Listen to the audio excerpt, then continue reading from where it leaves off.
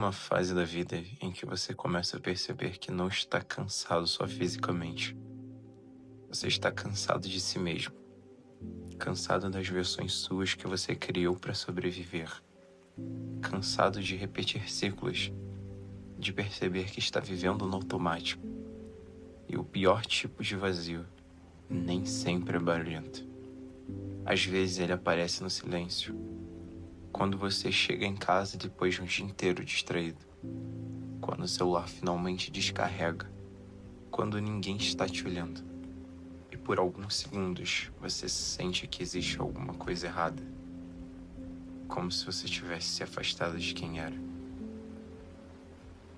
E eu acho que é por isso que a história de Judas me assusta tanto.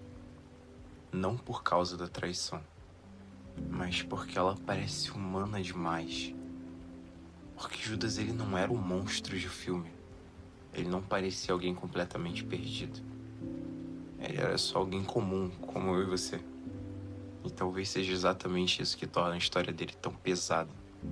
Porque ela mostra que uma pessoa não se destrói de uma vez. Ela vai se perdendo devagar. Eu acho estranho como ninguém percebe exatamente quando mudou. Você nunca acorda pensando, hoje eu vou me tornar alguém vazio. Isso acontece em pequenas escolhas, pequenas concessões, pequenos silêncios, pequenas versões falsas de nós mesmos. A gente vai trocando partes da alma por praticidade. Troca sinceridade por aprovação. Troca sonhos por segurança. Troca presença por distração. Você troca quem você é por quem funciona melhor socialmente. E no começo isso parece inofensivo, porque quase tudo que destrói alguém, quando começa parecendo pequeno, muito pequeno. E talvez Judas tenha sido assim, porque quando olhamos para a história dele hoje, parece impossível imaginar o processo. Mas ele não acordou simplesmente decidido a trair Jesus. Antes disso, existiram dois pensamentos. Na verdade, acho que talvez não precise nem ser dois. Talvez a gente pode citar 5 aqui. Conflitos, frustrações, talvez inveja, talvez ambição e talvez um vazio que ele não saiba explicar. E eu acho importante falar isso, porque as pessoas gostam de transformar erros humanos em caricaturas, como se pessoas quebradas fossem facilmente identificáveis, mas não são. Muita gente sorri enquanto está afundando, e muita gente continua funcionando enquanto está emocionalmente destruído. Muita gente parece presente, mas já abandonou a própria vida há muito tempo. E talvez a parte mais triste seja essa. Você pode continuar vivendo normalmente, enquanto deixa de existir por dentro. Existe uma diferença muito grande entre culpa e arrependimento. Culpa é quando você odeia o que fez. E arrependimento é quando você olha para si mesmo e percebe que odeia quem você se tornou. Eu acho que Judas chegou exatamente nesse ponto. Daqui depois da traição, a história dele muda completamente. Ele tenta devolver as moedas. E isso sempre me pegou muito. Porque esse ato de querer devolver as moedas parece uma reação muito humana. É como se alguém estivesse tentando desesperadamente voltar no tempo. Como se dissesse, eu não quero mais isso.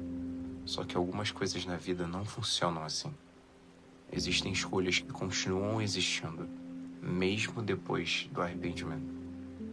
Existem palavras que não podem ser ditas. Existem momentos que não voltam. Existem versões nossas que deixam marcas permanentes. E talvez uma das dores mais cruéis da maturidade seja perceber que não dá para apagar certas coisas. Você só vai aprender a carregar isso ao longo da tua vida.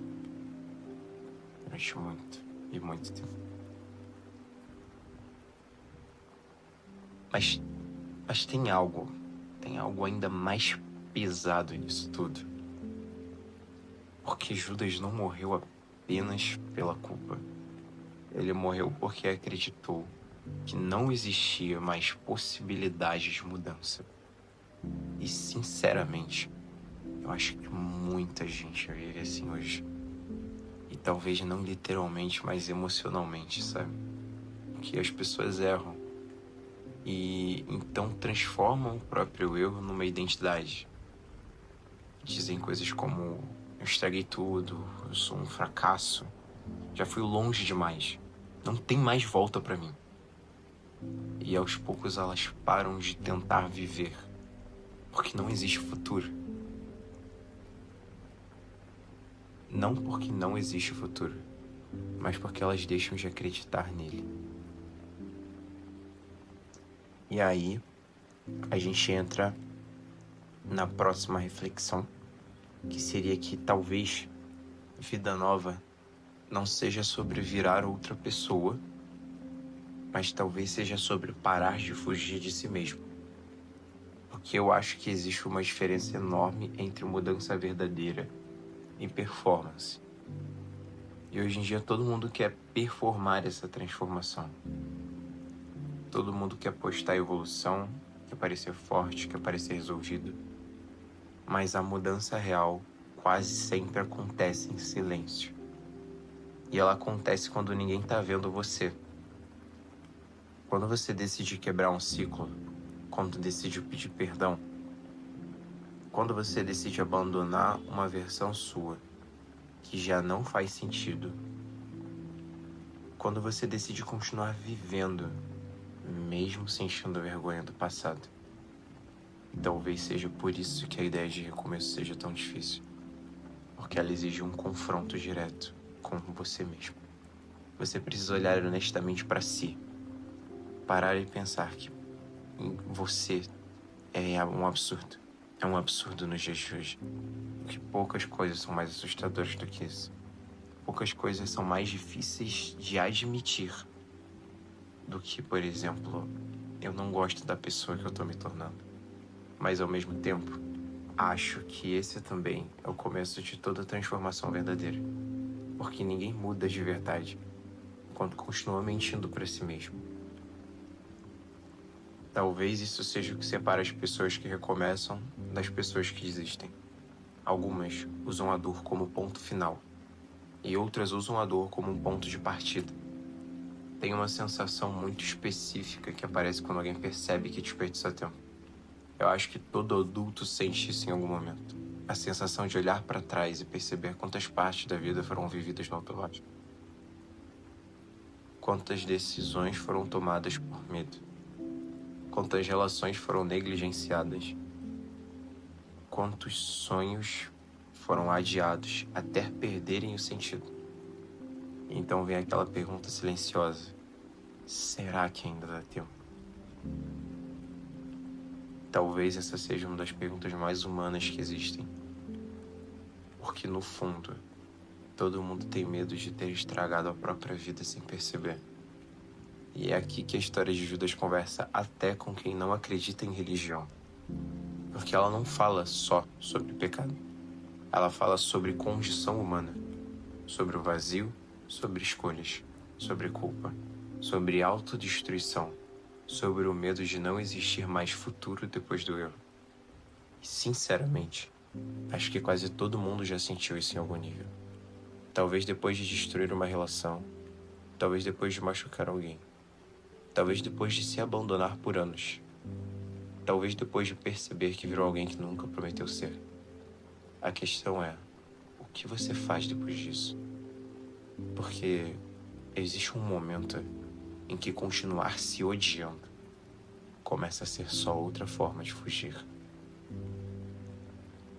Quanto mais eu penso na história de Judas, mais eu acho que a parte mais triste dela não é a traição. É o fato de que ele não conseguiu imaginar um futuro depois do erro. E isso é pesado, porque o ser humano não é destruído pelo que fez. É destruído pela ideia de que nunca mais poderá ser amado, aceito ou reconstruído. Talvez seja por isso que tanta gente vive emocionalmente paralisada, porque carrega dentro de si uma sentença invisível, como se estivesse constantemente pagando por versões antigas de si mesmo, só porque a vida não acontece no passado. A vida acontece na possibilidade. E talvez amadurecer seja entender isso.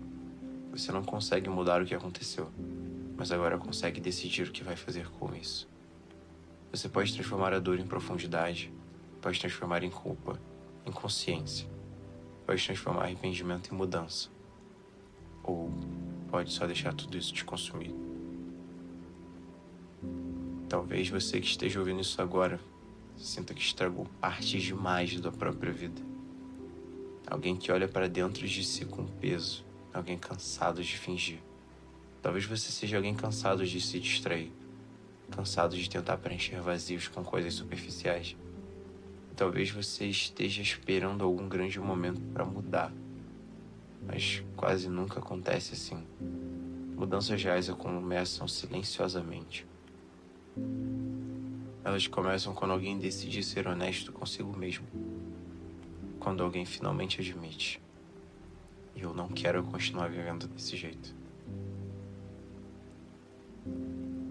Talvez seja isso que significa nascer de novo. Não apagar o passado, não fingir pureza, não virar alguém perfeito, mas permitir que uma versão antiga sua termine.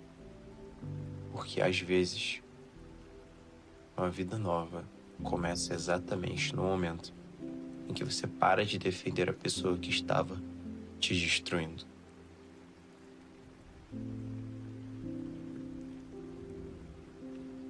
Judas acreditou que o erro dele era maior do que qualquer possibilidade de recomeço.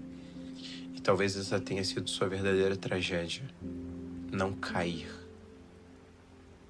mas acreditar que não poderia mais levantar.